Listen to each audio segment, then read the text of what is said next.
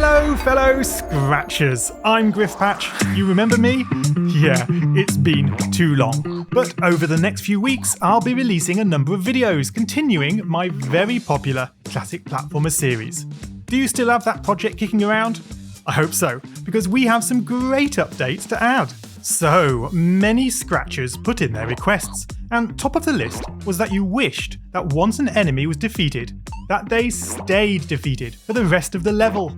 Well, no problem. This shouldn't be too complex. Load up your platformer projects and blow off the dust. Guys, let's get scratching!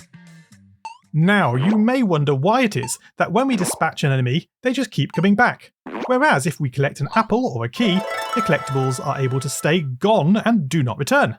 Well, that's because our collectibles are created as clones that exist throughout the game, only being hidden when we change scene. Whereas our enemies are deleted between scenes and get recreated on entering a new scene. For this reason, we are going to need another means of keeping track of when a given enemy has been squished. The best way would be using a scratch list. Make a new one now, naming it squished, and ensure it's created for all sprites. That's very important so that it works across clones. Now we need to ensure we reset this list when the game begins. The best event to hook this off is the setup event. So in the enemy sprite, when I receive setup, delete all the squished list. But now we need a way to identify each enemy clone from one another. Looking under the when I receive change scene in the enemy sprite, we do specify the type of enemy, but we don't give each one a unique ID, a name that will identify them from one another. So right-click and edit the spawn custom block. We'll add in a new label, ID, with a new input also named ID. That means we can now assign each enemy a unique ID to identify it.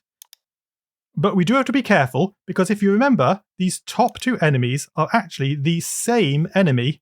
We just pick one depending on which direction we need to spawn it in from. So we're going to name them both, I don't know, R1 or Red1 or Bob, it doesn't really matter, as long as it's their name and no others. Then just give each other one a completely unique name. Okay, scroll down to the define spawn script. We need to make a record of the passed in ID. Make a new variable named, ID, yet again, this time making it for this sprite only. It's their ID and no one else's. And we set ID to the input variable ID. Cool, so that should now mean each enemy knows who they are. And that's great, because if this squished list contains our ID, well then, we don't want them coming back to life anymore, do we? Stop this script and drop it in before we have a chance to create any new enemy clone. Awesome! The only thing missing is actually recording which enemies have been squished. Well, this shouldn't be hard. I wonder if you already know how you might do this.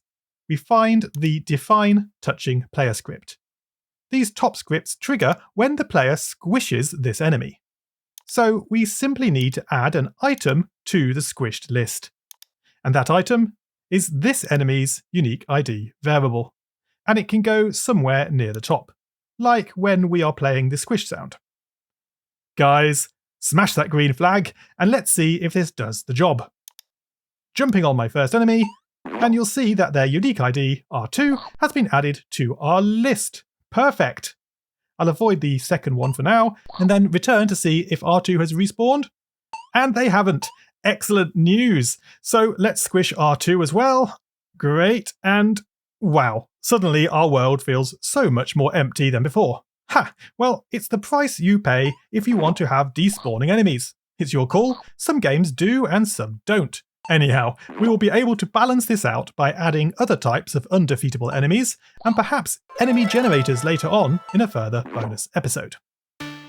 Well, surprisingly, this is the end of this short episode. I told you this wasn't going to be too complex.